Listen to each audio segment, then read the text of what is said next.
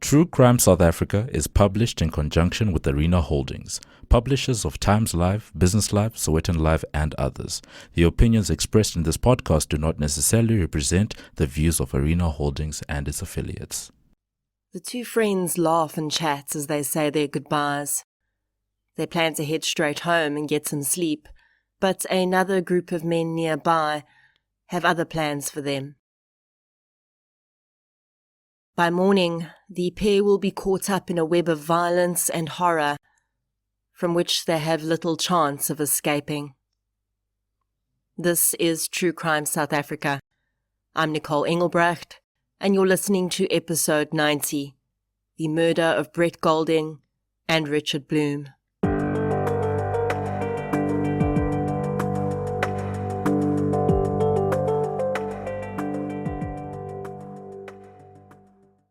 This episode is sponsored by CBS Justice. Our case today deals with two hapless victims whose nights of fun ended with their murders by the time the sun came up.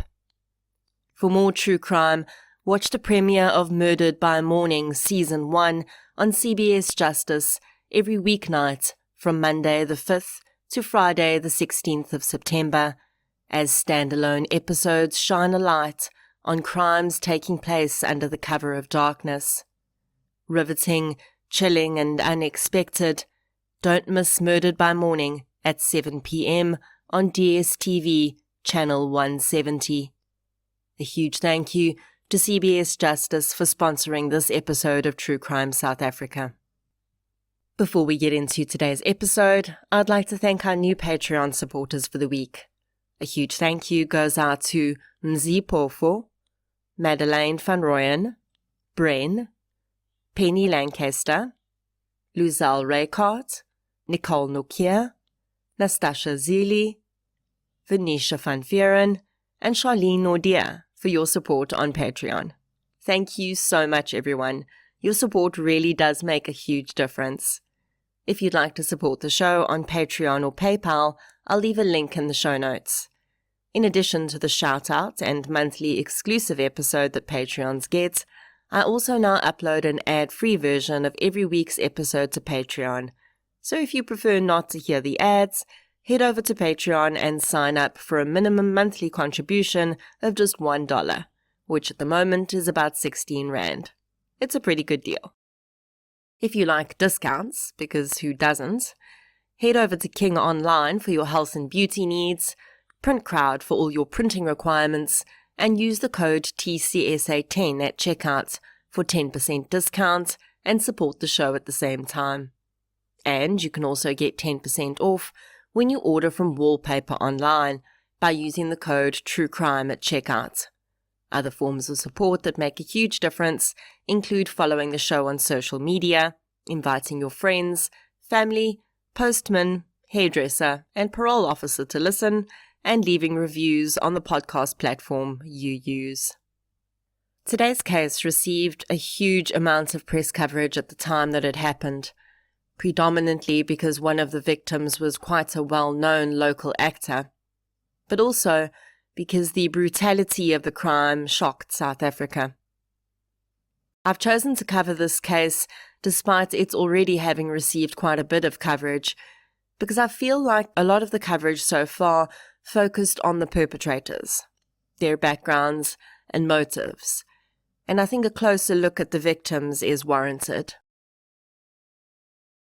My sources for this episode include several media articles and other news coverage about the case. So let's get into episode 90, The Murders of Brett Goldin and Richard Bloom. The following episode may contain sensitive material, including descriptions of violence, sexual assault, or graphic descriptions of injuries to victims. If you feel you may be triggered by such material, please consider this before accessing our content. To access trauma counseling or services, please see the helpline information on our show notes. Richard Bloom and his twin brother Derek were born on the 23rd of July 1978 to their parents, Tony and Sandy. Richard's creativity stood out early in his childhood, and with his excellent people skills, When he matriculated, he decided to study at the AAA School of Advertising in Bryanston. Richard had met Brett Goldin when they were teenagers, and the two young men remained best friends throughout their lives, with many similarities between the two, including their Jewish heritage, the fact that they were both members of the LGBTQ community, and both engaged in creative careers. Their friendship seemed a no-brainer. Brett Goldin, having been born on the 21st of October 1977, was almost a year older than Richard. His parents, Denise and Peter, also had a daughter, Brett's sister Samantha. Brett had displayed his love for performing as an actor at a very early age, and by the age of 11 he was already securing parts in films and ads. He attended King David's School and then Crawford College for his high school years. As much as Brett loved performing, he had an equal passion for script writing. So when he matriculated in 1996, he decided he wanted to study in English and drama at the University of Cape Town. So from 1997 to 2000, he studied a bachelor's degree, majoring in those subjects. After graduating, he went on to complete a performer's diploma in speech and drama at the same university. His professors would later say that, quote, Goldin was the kind of individual who makes teaching a truly worthwhile, fulfilling and enriching experience.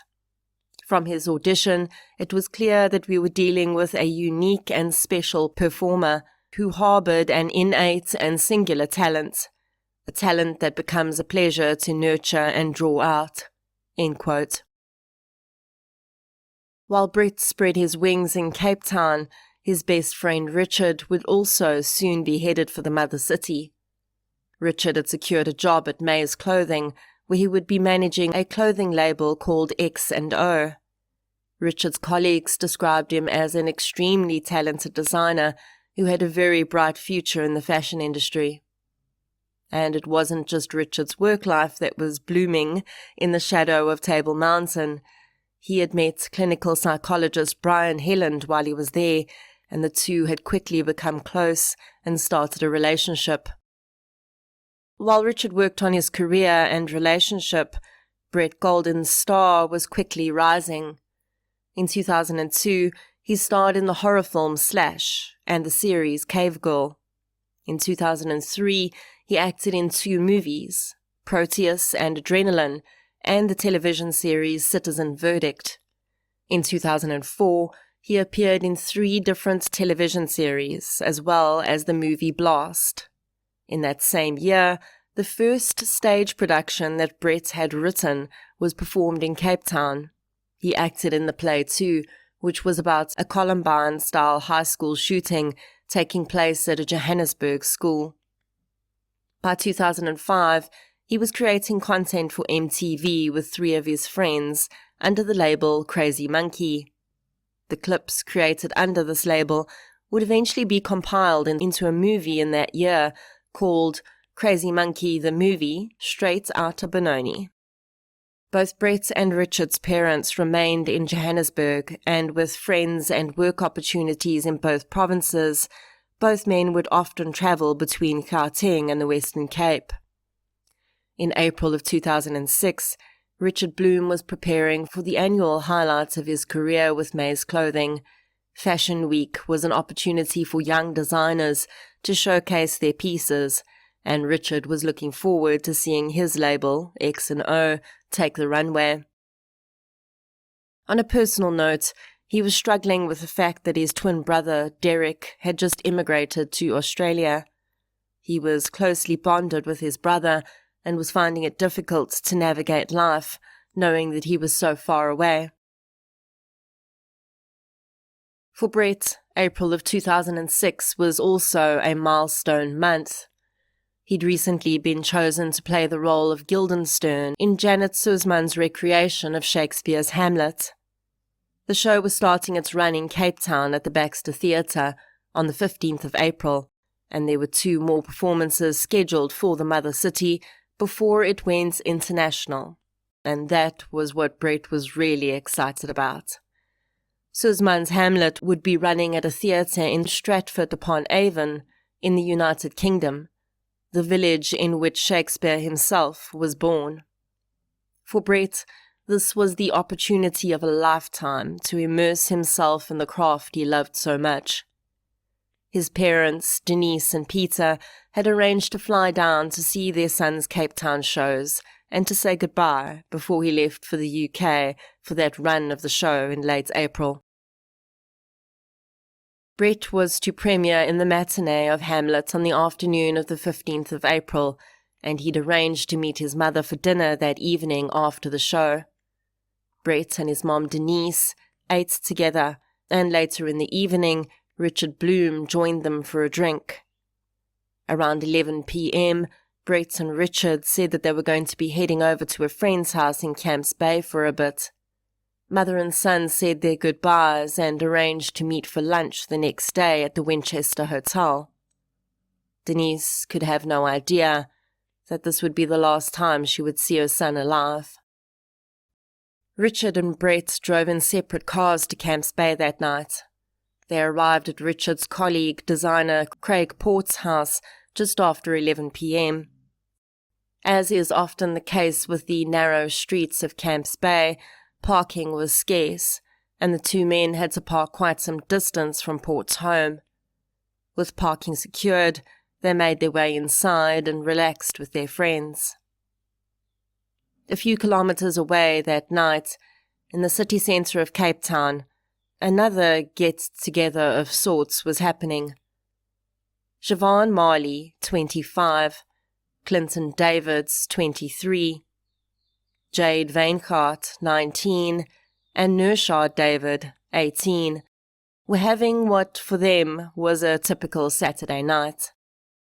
They'd been drinking long before they arrived at the pubs and clubs of the city centre, but there they'd been able to score drugs too, so by 11:30 p.m, all four men were on the sidewalk, huddled around Siobhan Marley's BMW, discussing what they wanted to do for the rest of the evening. For the four young men, whose day-to-day lives often involved crime, the ideas they came up with weren't what most young people would be discussing. Although it would never be proven, there were allegations of some level of street gang involvement with some of the men in the group. These men were not strangers to violence. Two of them, Vaincart and Marley, were carrying 9mm semi-automatics. As they huddled around the BMW, they decided that the rest of the night would be spent looking for a car to steal. They needed cash, and they knew guys that would take the right cars without questioning, have them stripped down in minutes, and the owners would never know where they'd gone. As they stood in the city centre street, there were two options for decent vehicles. They could head down the N1 and into Paarden-Eiland, and then take the R27 into Bloubergstrand, but that was much further and in the opposite direction of their usual stomping grounds. The other option, to head up the hill and toward the affluent suburb of Camps Bay, was far preferable. After all, the young men knew that people there often parked their cars on the street when they were visiting friends or dining at restaurants. It should be pretty easy to find a saleable car there, they thought. And so they set off, all piled into the BMW, their alcohol levels peaked and drugs coursing through their veins. As the BMW was barreling toward Camps Bay, Richard and Brett were getting ready to say goodnight to their friends. In Craig Port's home, Brett was receiving a final set of congratulations from the party attendees about his big upcoming UK premiere. Exciting times lay ahead, but for now, sleep was on the cards, and Port recalls the two men specifically saying that they were each headed straight home. Port last saw the men as he greeted them at the door, briefly watched as they headed out the gate, and disappeared into the darkness of the Camps Bay street. The group of four men slowed the BMW as they entered Camps Bay. They didn't need a traffic camera recording their presence there, and they wanted to keep an eye out for just the right car. On Victoria Road, they spotted two well-dressed young men and decided to see where they were headed. Stealing a car by breaking into it and hot-wiring or jimmying the ignition was easy enough, but if you could get the key from the owner, you wouldn't have to damage anything, and that would mean more money for them. Richard and Brett chatted as they walked. It would likely be the last time the friends would see each other before Brett went to the UK for a while, so they were enjoying each other's company for those last few moments. Richard was grateful that Brett's trip was not a permanent one like his brother's. The two young men were probably not paying much attention to the road. They would fairly assume that any passing car was just a resident headed home or someone leaving one of Camps Bay's many restaurants. When the BMW carrying 4 men eased into a parking spot a few spaces behind their cars, they might not have immediately been alarmed. As the BMW came to a stop, Clinton Davids issued his instructions. They were going to rob the 2 men on the sidewalk. Richard was already leaning against his car, and the grey Volkswagen Polo was highly sought after. It would be the perfect take for the night. Within seconds, the pack was upon the 2 unsuspecting men. Clinton Davids, aggressive and hissing instructions, pointed his gun at Richard and Brett. They didn't need a fuss to attract attention, so the 2 men were immediately ordered to keep quiet and comply. In shock, Brett and Richard exchanged glances as the men started patting them down, taking their wallets, cell phones, and car keys. The group of men would later say that they'd taken Richard and Brett with them, because if they'd left them behind, they would raise the alarm too soon, and Camps Bay police would be on their tails. To prevent this, they claimed they planned to take the men somewhere where it would take some time to get help, just enough time for them to get far away from Camps Bay. Richard and Brett were ordered into the BMW with 2 of the men. The other 2 got into Richard's car and started driving. The BMW, driven by Marley, led the way up the winding road which would lead to the Table Mountain cable car station. Some distance from the cable cars, the men pulled over onto a grassy verge. They ordered Richard and Brett out of the vehicle, and Clinton Davids told them to get undressed. This act would later be questioned.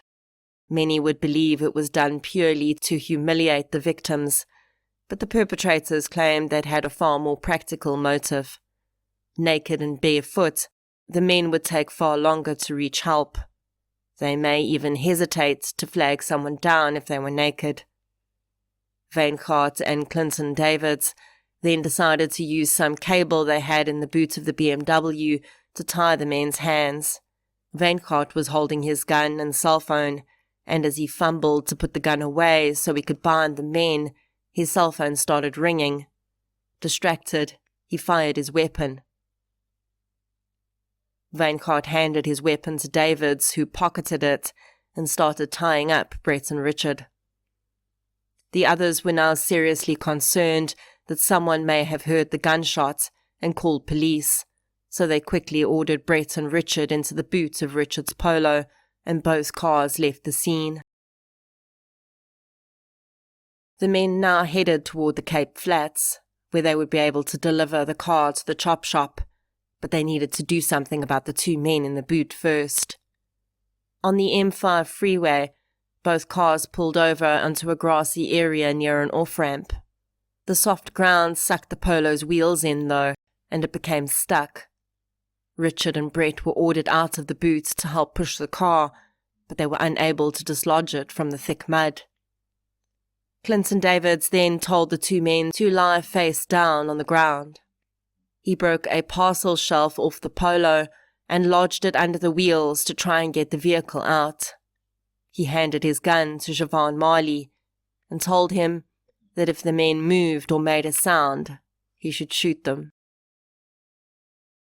Whether he actually meant this or was just saying it to scare Richard and Brett into complying is unknown, but his instruction would duly be followed by Molly. The perpetrators couldn't say whether it had been Brett or Richard who had suddenly, desperately screamed out into the night for help at that moment, but it would not matter who it was. Siobhan Marley acted immediately. He fired 2 shots into the back of each man's head, killing both instantly. The group of men did not skip a beat. They managed to dislodge the car wheels from the mud and quickly fled in the BMW and Polo, leaving their victims, naked and deceased, on the side of the freeway. 3 of the men got into the BMW and 1 into Richard's Polo. The Polo would be driven to a chop shop, where other men would unwittingly be drawn into the case. They knew the car had been stolen, certainly, but no mention was made that its owner and his friend had also just been murdered. Richard and Brett's cell phones went with the car to be sold on to make more money. Their wallets had been rifled through, and Brett's credit card was slipped into the jacket of one of the men. They hoped it could be swiped without a PIN code needing to be used. While Richard's car was taken deep into the Cape Flats, Marley in his BMW with 2 of the other men decided to return to Camps Bay. It seemed a foolish and arrogant thing to do, and it's highly likely that greed played into it too. They could have just returned home, and there's a high likelihood they would never have been tied to the murders. But Marley, with the blood of 2 already on his hands, decided he hadn't had enough, and it would be his undoing. In the early hours of Sunday the 16th of April, 2 patrolling Camps Bay police officers noticed the BMW driving erratically in the area. The officers pulled the vehicle over and ordered the 3 occupants out. They searched them and found a credit card in the name of B. Goldin. None of the men in the vehicle were named B. Goldin, and no one could explain where the card had come from, so the 3 men were arrested on suspicion of theft and taken to Camps Bay Police Station. While one detective questioned the 3 men, another attempted to figure out who B. Goldin was and why his credit card was in the possession of 3 strangers. At this point, police were working on the assumption that this had been a simple mugging, pickpocketing, or maybe the man's wallet had been stolen out of his vehicle. They would find the man, clarify that he had not intended these 3 men to be in possession of his card, and then they could discuss charges. As dawn broke, detectives attempted to trace the owner of the credit card, while the 3 men were held for further questioning.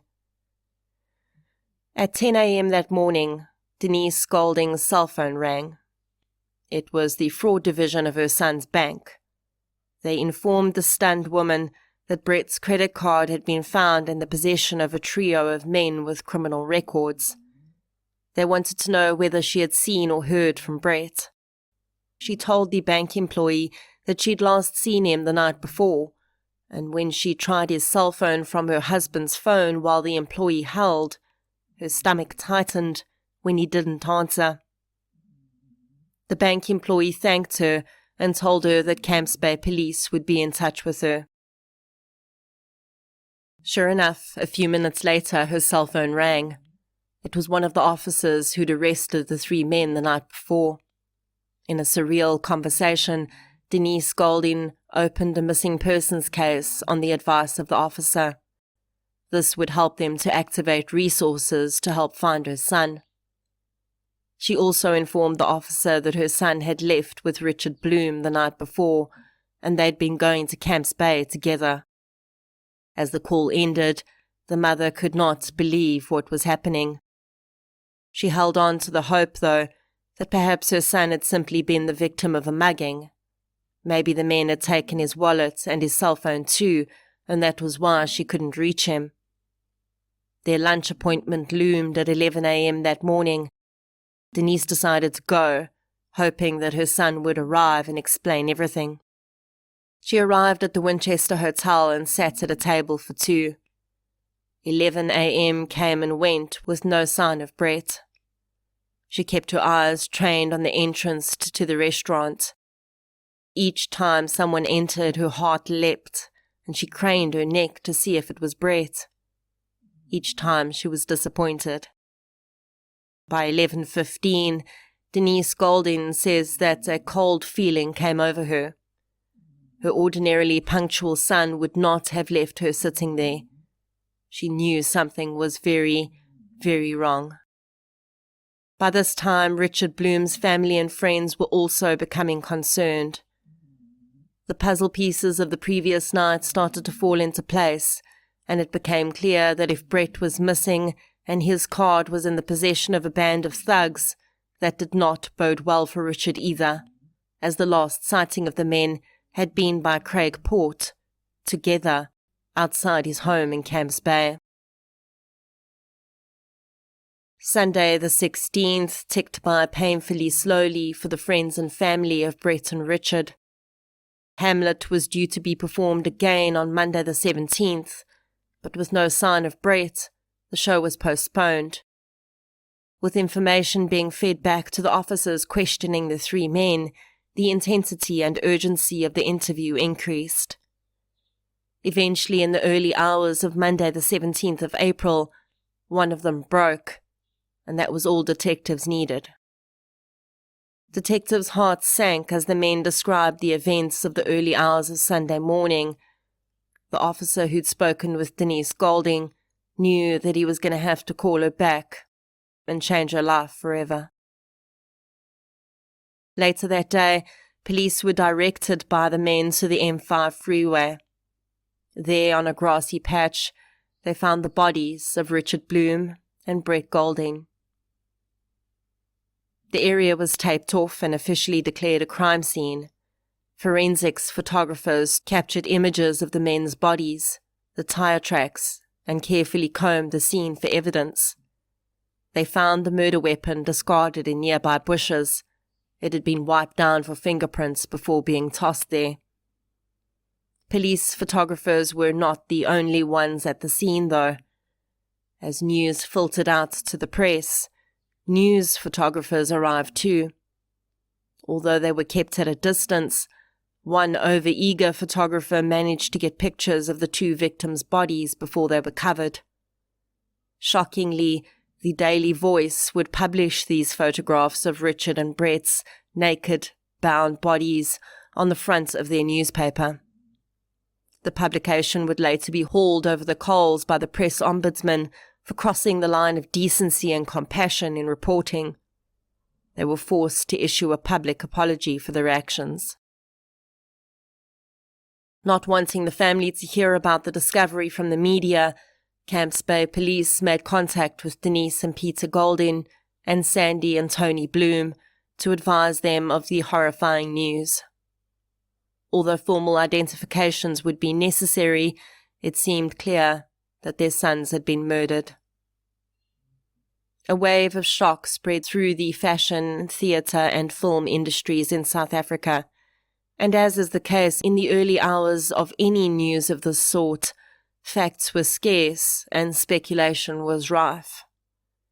Just 3 years before, the LGBTQ community and South Africa as a whole had been horrified by the vicious mass murder of 9 gay men and the attempted murder of another in Sea Point. The similarities in the stagings of the crimes were clear. The men in Sea Point had also been bound and forced to lay flat on the ground before being shot in the head execution style. Those victims' throats had also been slashed, and although the crime had not officially been deemed a hate crime, many still believe the perpetrators in that case specifically targeted the Sizzler's massage parlour because it was a gay venue. So when news broke about Richard and Brett's murders and the nature of their deaths was revealed, the LGBTQ community could not help but wonder if the pair had been victims of a hate crime. The men involved in the murders would deny that they had ever known Brett and Richard were gay. and eventually it would be accepted that this had been nothing more than a random, wrong place, wrong time situation. In the days after the murders, Richard Bloom's twin brother Derek, who'd just immigrated to Australia, returned to South Africa. His parents could not bring themselves to travel to Cape Town, and they wanted Richard's body sent back to Johannesburg as soon as his autopsy was completed. Brett's sister Samantha flew in from Johannesburg to be with her parents too.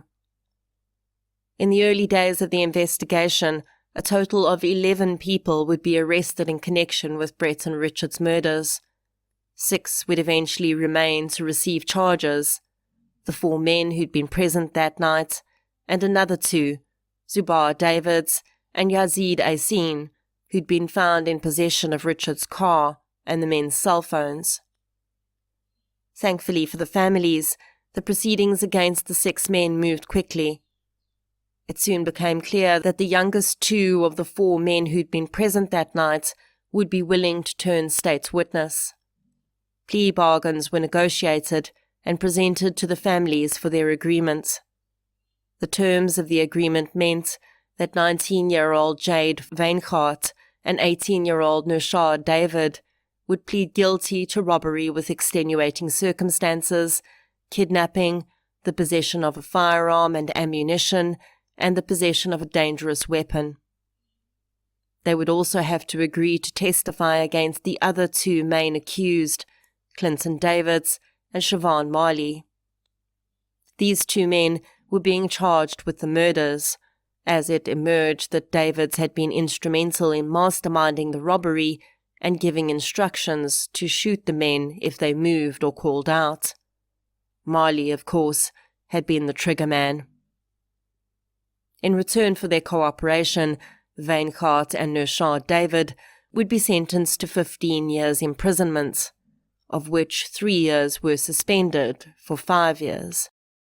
Zubair Davids and Yazid Asin, who had received the stolen car and cell phones, also entered into a plea bargain with the state to testify about their interactions with the murderers that night. These 2 men would be sentenced to 2 years in jail each on the charges of vehicle theft and the possession of stolen goods and an unlicensed gun and ammunition. The plea bargains for the aforementioned 4 men also involved them being required to give detailed statements about what had occurred that night.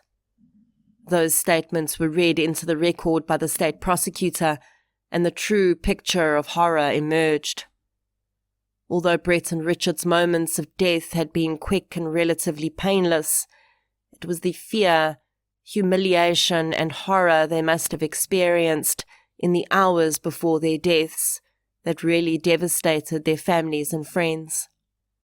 As the families waited for the final 2 murderers to face justice, Richard Bloom's colleague Craig Port and his partner Brian Helland decided to create something positive out of all the pain. At a fashion show in August 2006, the pair announced the creation of a non-profit organization called the Richard Bloom Foundation. The foundation would help to fund the growth of upcoming designers so that each year, although the man himself would never attend another event, his memory would live on and help to build the industry he'd loved so much. Eventually, in May 2007, Clinton Davids and Siobhan Marley, who, from the evidence available, were clearly the most culpable of the 4 men present that night, announced that they would be pleading guilty to the murders. The evidence against them was insurmountable, and with 4 of their fellow criminals prepared to testify against them, there was no way the men were going to escape justice, and they knew it. Both men entered guilty pleas to charges of murder, kidnapping, robbery with aggravated circumstances, illegal possession of a gun and ammunition, and possessing a dangerous weapon. In return for their guilty pleas, and to avoid putting the families through a drawn-out trial, the state agreed not to request more than 28 years in prison for each man. Judge John Hlophe, in accepting the guilty pleas, passed down this very sentence. After the proceedings, Denise Goldin spoke to the media and said that she was just grateful that it was over and that their families could now try to grieve and come to terms with their immense losses. She applauded and thanked the police and prosecutors for their hard work and the support that they had given to their family since Brett's murder. The woman's life had been turned upside down in the months after her son's death. Just 3 months after she'd sat in the restaurant, hoping beyond hope that her son's handsome, beaming face would appear, Denise had been diagnosed with breast cancer. Despite the enormous emotional pressure she was already under, Denise was able to beat the cancer with treatment. Her husband Peter, though, would not survive to see his son's 2 murderers sentenced. Denise described how Peter had tried so hard to be strong for her and her daughter. He'd put up a brave front, but on many occasions she'd woken in the middle of the night to the sounds of his muffled sobs in the house. He would get up and go to the room Brett would sleep in when he visited, lay on the floor clutching an item that belonged to his son, and cry. In January 2007, Peter Goldin was swimming at the gym when his broken heart failed him permanently. He experienced cardiac arrest and could not be resuscitated. Denise would spend the months after her son and husband's deaths flying to Cape Town regularly to pack up Brett's flat and attend the ongoing court hearings. She lived in Brett's flat while she was there and visited his favourite coffee shop to feel closer to him. She drove the same road that the killers took that night from Camps Bay to the M5, and then pulled over and lay down in the spot where her son's body had been found.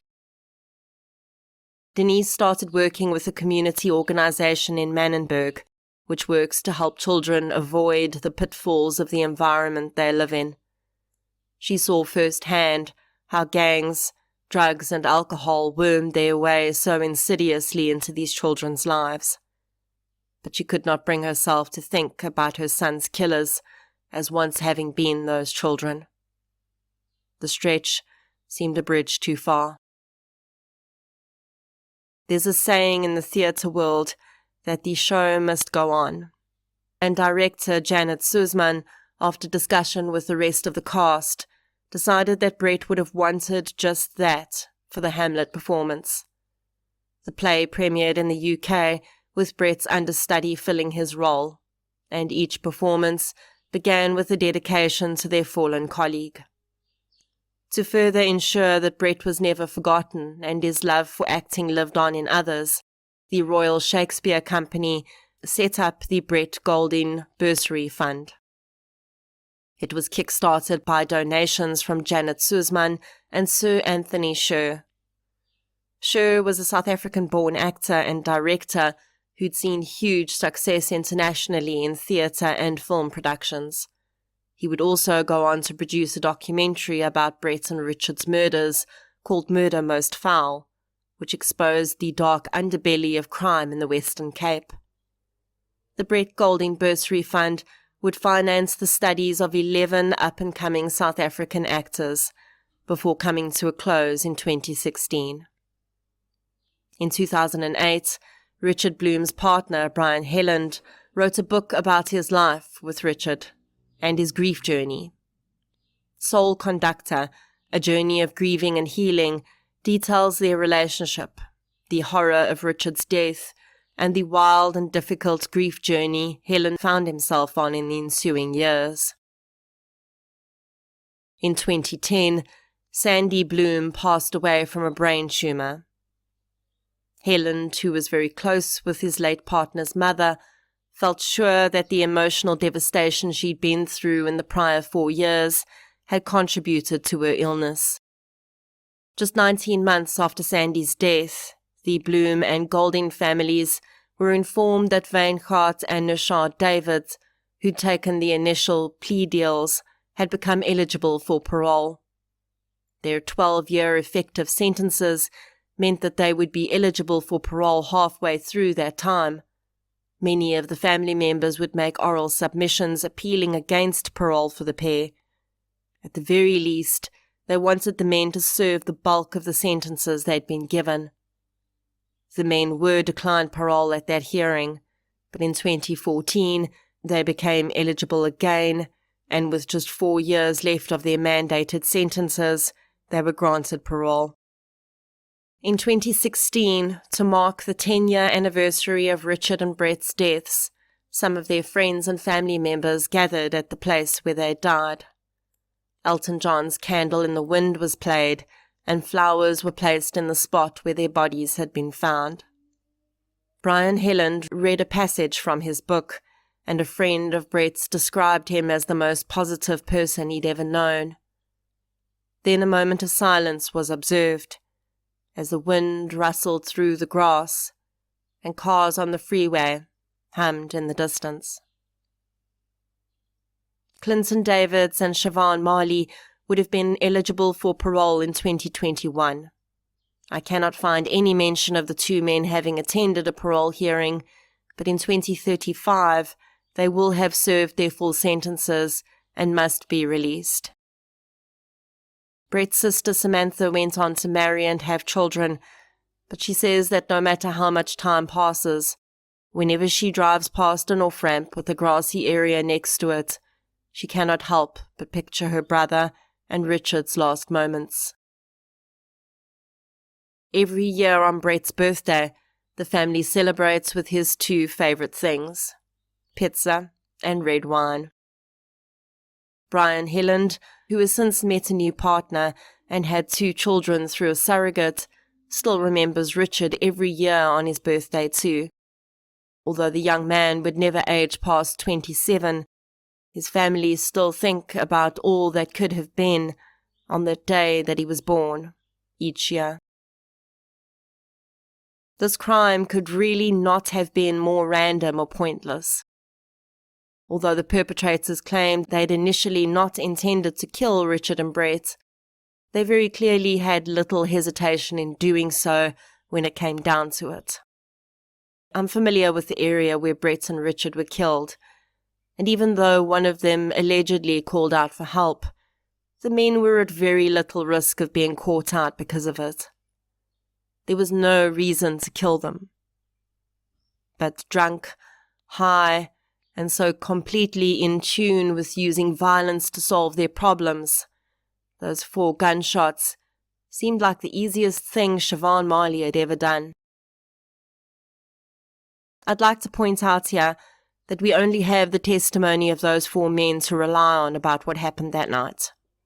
They say that the gunshots came after one man called out for help. But Denise Goldin would later say that the version provided in court was sanitized, and the evidence from the scene did not indicate that the 2 victims were doing anything other than complying with instructions given to them when they were killed. One of the many documentaries produced about these murders in the ensuing years was titled When Two Worlds Collide, and that really did become the prevailing theme around this crime. 6 young men were out and about in Cape Town that night. 2 came from backgrounds the other 4 could never dream of. Brett and Richard had grasped every opportunity that had been presented to them in their lives and were looking forward to all the future held. The other 4 came from a background filled with substance abuse and violence. They too were adept at grasping opportunities, just in a very different way. The irony here, though, is that none of that mattered when it came down to it. Brett and Richard weren't targeted because of who they were as people. They were targeted because they owned material possessions that those 4 men wanted. In so many of these cases that I look at, there was a point of no return. A moment of before and after, where just one decision could have changed so much. For the 4 men that night, that moment seemingly came when Clinton Davids handed his gun to Siobhan Marley and uttered those fateful words, "If they move or make a sound, shoot them." It would have been so easy for the men to just get the car out of the mud and drive away that night. If they'd been smart enough about covering their tracks, they may never have even been identified. But instead, they took it to the next level. And as a result, many, many lives have never been the same. Richard Bloom was 27 years old and just at the beginning of a phenomenal career and a love story that clearly deeply impacted his partner Brian's life. He was deeply loved by his friends and family and respected by those who worked with him. He deserved the opportunity to see what else the world held for him, what beauty he could create, and how much love he could experience. Brett Goldin was just 28 years old. His star was rising, and after he appeared in the UK, the world would quite literally have been his oyster. He could have gone anywhere, done anything. He may have met and fallen in love with someone. But thanks to the actions of 4 men on that night, we will never know what might have been. Instead, Brett and Richard have become faces and names well known for how their lives ended, rather than how their lives were lived. But there are still people in the world who remember the real Brett and Richard, the human beings, the brothers, the sons that they were. And to those people, their faces are not just ones they've seen in an article somewhere. To those people, their faces are reminders that sometimes life is far shorter than it should be. Brett Goldin, Richard Bloom, rest gently.